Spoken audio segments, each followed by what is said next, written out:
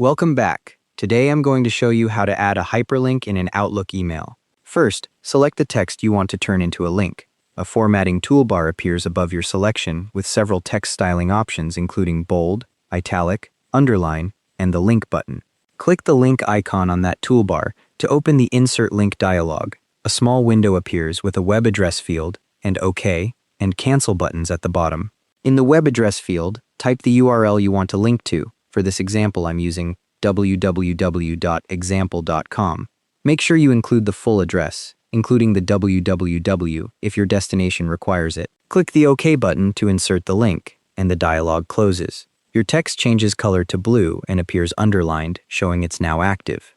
Your selected text is now a clickable hyperlink. You can click elsewhere in the message body and keep typing, and the link stays live and ready for anyone reading your message to click through. If you need to edit the link later, just click on it and select Edit Link from the menu that appears.